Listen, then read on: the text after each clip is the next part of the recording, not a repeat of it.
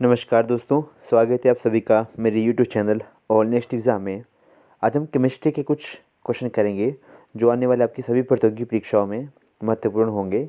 Mainly हम focus किस पे कर रहे हैं इस समय हम कर रहे हैं केमिस्ट्री एच पी टेट के ऊपर। H P TET C TET किसी में भी जब केमिस्ट्री पूछी जाएगी तो क्वेश्चनों का लेवल किस तरह का होगा तो वो सारा हम आज की वीडियो में देखेंगे। तो फर्स्ट क्वेश्चन देखेंगे कि if we know the mass of one substance we can calculate the volume of other substance. अगर हमारे पास मास हो किसी एक सब्सटेंस का तो हम किसी दूसरे सब्सटेंस का वॉल्यूम जो है उसको मेजर कर सकते हैं and vice versa with the help of the chemical equation is called. ठीक है, तो किस केमिकल इक्वेशन के थ्रू हम ये सब कर सकते हैं तो उस केमिकल इक्वेशन को हम क्या कहेंगे। तो इसका राइट आंसर आएगा हमारा कि मास वॉल्यूम रिलेशनशिप। अब इसकी एक्सप्लेनेशन भी दिया है यहाँ पे कि 1 मॉलिक्यूल ऑफ वाटर और 36 ग्राम वाटर हैव 22.414, ठीक है, डीएम क्यू वॉल्यूम। ठीक है, इन्होंने इसमें बताया गया। तो मास क्या कौन सा था इसमें, mass volume relationship, mass volume relationship. Okay, next question, ये थोड़ा वापस की सर से ऊपर से गया हुआ क्वेश्चन। नेक्स्ट क्वेश्चन है कि if 2 moles of hydrogen are allowed to react with 2 moles of O2 to form of water. ठीक है, आपको पता है कि H2 और इन्होंने O2 की बात कही है इन्होंने। द लिमिटिंग रिएक्टेंट इज, अब इसमें लिमिटिंग रिएक्टेंट कौन सा होगा। अगर हमारे 2 मोल्स हमारे हाइड्रोजन के रिएक्ट कर रहे हैं 2 मोल्स ऑफ ऑक्सीजन के साथ, तो इसमें क्या आएगा हमारा, एक्सप्लेनेशन भी दिया हुआ है अच्छे तरीके से कि अगर 2H2 प्लस O2, ठीक है, हमारा 2H2O बनेगा हमारा। 2 moles of H2 requires 1 mole of oxygen. जैसे आपको पता है कि H2O फार्मूला होता है ना हमारा। ठीक है, करवाता हूँ मैं आपको। जैसे होता है हमारा H2O, तो उन्होंने यही बोला कि एक ऑक्सीजन के साथ हमारे 2 हाइड्रोजन एटम जो हैं वो आएंगे। ठीक है, if we have 2 moles of H2 and 2 moles of O, then H2 would be consumed earlier, hence it would be the limiting reactant. ठीक है, ये तो बात की है क्योंकि हमारे पास सिर्फ 2 ही हाइड्रोजन है और हमारे पास 2 ही ऑक्सीजन है। ठीक है, तो इस केस में हाइड्रोजन जो हमारा पहले कंज्यूम हो जाएगा, इसलिए हमारा इसके अकॉर्डिंग हमारा लिमिटिंग रिएक्टेंट क्या आएगा हमारा। अब आपको ये तो पता होगा ना कि रिएक्टेंट किसको बोलते हैं। जैसे हमारा रिएक्टेंट बोलते हैं जो, मैं एक क्वेश्चन बताता हूँ आपको। जैसे है H2 plus O2, 2H2 plus O2, तो इन्होंने बताया कि 2H2O बनेगा हमारा। ठीक है, तो ये दोनों आ गए रिएक्टेंट और ये बना हमारा प्रोडक्ट। चलिए नेक्स्ट देखते हैं। 1 atomic mass unit is equal to, ये क्वेश्चन ऐसे एज इट इज़ आपको देखने को मिलेगा कि 1 एटॉमिक मास यूनिट क्या आएगा हमारा। तो ये आएगा हमारा 1.6 इंटू 10⁻26 ग्राम। ठीक है, ओके, नेक्स्ट क्वेश्चन देखेंगे हमारा। How many moles of sodium are present in 0.1 gram of sodium. तो इसमें थोड़ी सी कैलकुलेशन है इसमें यार। ये क्वेश्चन इस तरह से आएंगे और आपको फार्मूला वगैरह पता होना चाहिए। तो फार्मूला आप नोट कर सकते हो कि आपको पहले क्या होगा, गिवन मास कितना दिया है आपको, 0.1 दिया है, और गिवन मास ऑफ सोडियम कितना होगा हमारा 23 ग्राम पर मोल। ठीक है, अब आएगा number of gram atoms in moles of sodium is equal to mass of the sodium upon atomic mass of the sodium. तो वही आएगा हमारा कि 0.1 अपॉन 23। तो इसको कैलकुलेशन करके जो भी आएगा आपको बस 1.4 इंटू 10⁻⁻3। ठीक है, ये कैप जैसी है, रेज टू पावर इसका। ठीक है, नेक्स्ट क्वेश्चन देखेंगे। The what is the ratio of the weight of 1 mole of carbon and magnesium. अब रेशियो क्या होगी वेट्स की, 1 मोल अगर हम कार्बन का लेते हैं और 1 मोल ऑफ हमारा मैग्नीशियम का लेते हैं तो इसमें 1:2। अब 1:2 किस तरह से आएगा हमारा, एक्सप्लेनेशन देखते हैं हम कि weight of the 1 mole of carbon is equal to 12 होता है हमारा, क्योंकि इसका एटॉमिक नंबर 6 होता है तो उसको डबल कर लेते हैं मैक्सिमम में, तो उसका 12 आ जाता है हमारा एटॉमिक जो भी आएगा। और weight of 1 mole of magnesium तो 24 आएगा इसमें। ठीक है, तो 1:2 सीधा आंसर आ गया इसका 1:2। इसका जो भी हम ले रहे हैं इसका मोल फ्रैक्शन वगैरह, तो उसमें 12 आ गया, उसमें 12 आ गया, तो बस आ गया 12/24 1:2। इसको याद रखें, सीधा एटॉमिक मास लिया हुआ है इन्होंने बस, और कुछ नहीं किया हुआ है। चलिए नेक्स्ट क्वेश्चन देखते हैं। If 2 atoms of the same element have different atomic masses, then it can be conducted of concluded that बोले क्या बोला कि if two atoms of same elements having different atomic mass, अगर हम दो एटम ले लेंगे लेकिन उनका अटोमिक मास जो हो डिफरेंट होगा, जैसे हमने कार्बन की केस में पढ़ा होगा C14 पढ़ते हैं और C12 पढ़ते हैं, C13 भी होता है, then it can be conducted that, इसमें क्या आएगा हमारा कि आइसोटोप्स होते, देयर आइसोटोप्स होते हैं। अब आइसोटोप्स क्या होते हैं, having the same atomic number but different mass number, उसको हम बोलते हैं आइसोटोप्स। ठीक है, अब इसमें आएगा कि isotopes of same element having the same atomic number but different masses, thus the number of protons and electrons are same but the number of the neutrons is different. ठीक है, इन्होंने एक्सप्लेनेशन दी है कि क्या होंगे, आइसोटोप्स होंगे। अब isobars क्या होते हैं, ऐसे एलिमेंट जिनका जो एटॉमिक नंबर तो होता है डिफरेंट लेकिन एटॉमिक मास सेम होता है, उनको होता है आइसोबार्स। नेक्स्ट हमारा, इफ रिएक्टेंट और a product of a chemical reaction can be absorb ultraviolet rays, visual rays or infrared radiation, then the rate of chemical reaction can be measured by which one of the following। ठीक है, अगर कोई chemical reaction हमारी हो रही है और ये सारी जितनी भी रेज है इनको वो अब्जॉर्ब करती हैं, तो हमारी रिएक्शन जो हो किसमें, क्या किसमें होगी, तो होगी स्पेक्ट्रोमेट्री। आपने स्पेक्ट्रोस्कोपी पढ़ा होगा ना, तो बस वो ये जो हमारा स्पेक्ट्रम होता है उसी में आएगा, spectroscopy. Next question, which of the following is true about an atom. अब किसी एटम के बारे में इसमें हमें बताने की सही क्या है। ठीक है, चलिए एक्सप्लेनेशन देखेंगे कि smallest particle of an element which can be undergo chemical reaction, उसको हम बोलते हैं एटम। जैसे हमारा एटम, जैसे हमारा है 1 मिनट, हाँ, जैसे हमारा आया एटम, जैसे हमारा ओ, हमने सिर्फ ओ लिखा तो यह है एटम। O2 क्या हो गया, हमारा मॉलिक्यूल होता है। ठीक है, बाकी H2O ये एक पूरा हमारा कंपाउंड बन जाता है। ठीक है, तो इसमें क्या बोला कि एक्सप्लेनेशन देख लेते हैं इसकी, कि atom can be divided into sub atomic particles, however it is the smallest unit that can take part in the chemical reaction. ठीक है, सिंपल ही है, कुछ ज़्यादा खास नहीं है।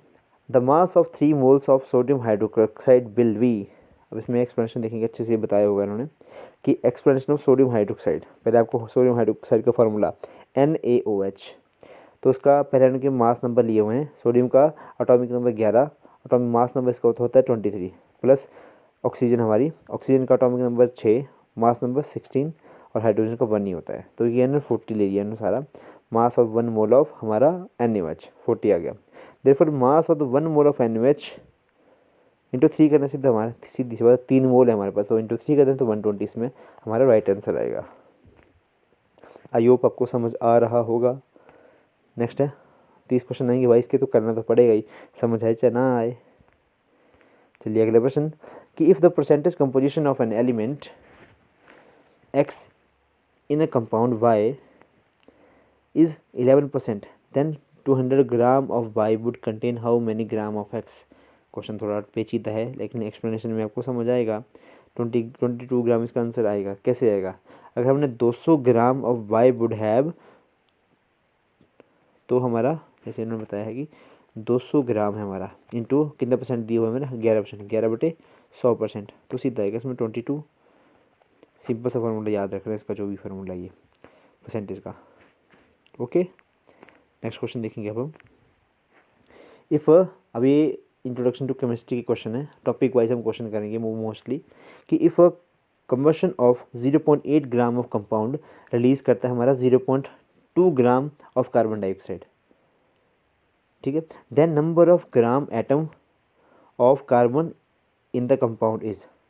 ठीक है, अगर कोई कंबशन हो रही है, रिएक्शन हो रही है 0.8 ग्राम किसी कंपाउंड की और उसमें से 0.2 ग्राम हमारी कार्बन डाइऑक्साइड निकल रही है, तो हमें बताना है कि number of gram atom of carbon उस कंपाउंड में कितने होंगे।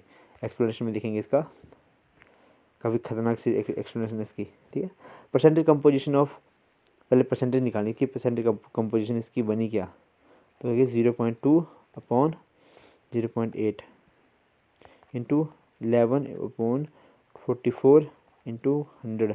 ठीक है, 6.8 आ गई इन सभी के करके। ठीक है, ये थोड़ा काफ़ी अच्छे लेवल का क्वेश्चन है। ठीक है,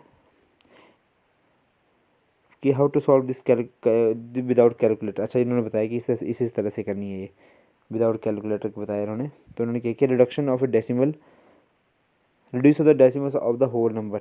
सीधी सी बात है, इन्होंने होल नंबर का डेसिमल पहले रिमूव करा, बाकी ये जो मैथ्स मूथ्स वाले वो तो इसको ईजिली कर लेंगे, लेकिन बाकी सीधा सीधा याद रखें कि हमने क्या करना है कि 0.2 अपॉन 0.8 किया ना, सिंपल सी। ओके, और मल्टीप्लाई कर दिया 12 इंटू 44 से, और 100 कर दिया, गुणा कर दिया इसको 100 से। ठीक है, जो भी कैलकुलेट करके आया 6.8 आया, 6.8 अपॉन 12 किया इन्होंने, तो फिर 0.56 आ गया। ठीक है, समझ लेना भाई इसको। ऐसे इस यहाँ पे समझाना थोड़ा टफ होगा। ठीक है, अगर ब्लैक बोर्ड ब्लू बोर्ड पे होता तो ईजिली समझ आते हैं, फार्मूले लगाने थे। ओके, चलिए नेक्स्ट करते हैं कि if in the final answer of explanation significant figure, अच्छा सिग्निफिकेंट फिगर की फिगर बतानी है इसमें हमने, तो सिग्निफिकेंट फिगर आपको पता होना चाहिए। जैसे हमारा, चलिए पहले एक्सप्लेनेशन ही देख लेते हैं। अब इन्होंने क्या बताया कि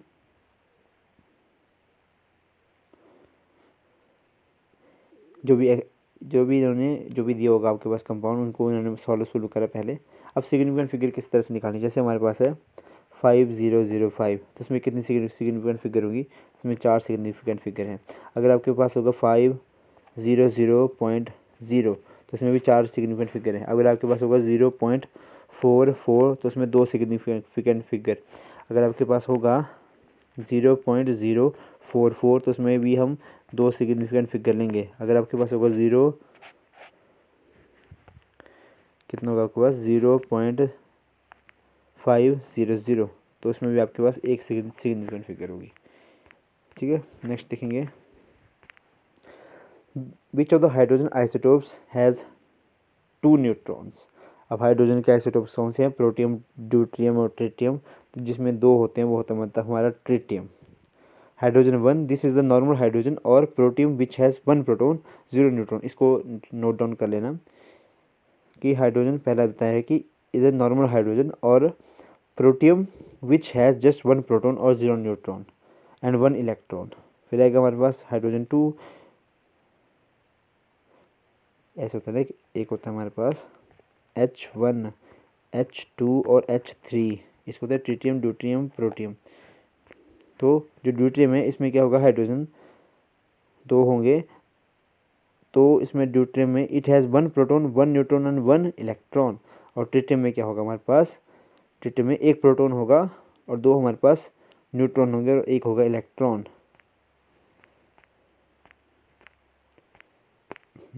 चलिए अब ठीक है, क्या था हमारे पास, ट्रिटियम। ओके, नेक्स्ट था diameter of an atom is of order. अच्छा, डायमीटर ऑफ एटम जो है किस ऑर्डर में होगा, तो ये हमारे पास 0.2 नैनोमीटर। नेक्स्ट है, मुझे लगता है क्वेश्चन कुछ ज़्यादा टफ हो रहे हैं। Empirical formula and molecular formula of A compound क्या होगा, डिफरेंट तो सेम तो होगा नहीं कभी नहीं। ठीक है, मे बी सेम और डिफरेंट। ठीक है, मतलब एग्जैक्ट सेम नहीं होता, चाहे तो सेम भी हो सकता है और डिफरेंट भी हो सकता है। तो उस मॉलिक्यूलर फार्मूला का, इसका फार्मूला आपको पता चाहिए कि molecular formula is equal to n number of empirical formula, और n जो है वो आपका 1 2 3 या सो वन कुछ भी हो सकता है। नेक्स्ट देखेंगे, each molecule of haemoglobin is made up of nearly how many atoms. तो ये बना होता है हमारा अप्रॉक्सीमेटली कितने एटम से, 10,000 एटम से। Next question, how many number of molecules are present in 9.8 gram of ice. तो कितने होते हैं इसमें, एक्सप्लेनेशन देखेंगे, 3.01 इंटू 10⁻23। ठीक है, number of molecules of water, mass of water in gram upon mass of water in gram per mole. तो Avogadro number आपको यहाँ पे लगा देना है 6.02 10⁻23 और 9.8 अपॉन 18। तो इसको सॉल्व करके आ जाएगा 3.01 10⁻23। टफ हो रहा है मुझे लगता है क्वेश्चन ज़्यादा। Air contain 22.4% of oxygen. How many moles of oxygen contain, how many moles of oxygen atoms are there in 1 litre of air at standard condition. ठीक है, तो 0.02 मोल्स। नेक्स्ट है, non isometric compounds are formed by, तो किसके द्वारा form होते हैं, ये फॉर्म होते हैं ओनली ट्रांजिशन एलिमेंट के द्वारा। लास्ट क्वेश्चन करेंगे अभी का, मुझे लगता है बहुत ही टफ हो रहा है, थोड़ा इजी क्वेश्चन मैं लेके आऊँगा आपके लिए कि which of the following is not a true, कि generally elements with odd atomic number have more isotopes. तो ये थी आज की वीडियो कैसे लगी, क्या क्या इसमें आपको मिस्टेक्स लगी या फिर क्या क्या आपको इसमें इम्प्रूवमेंट चाहिए, वो प्लीज़ मुझे बताना। This is all for today, thank you and have a nice day.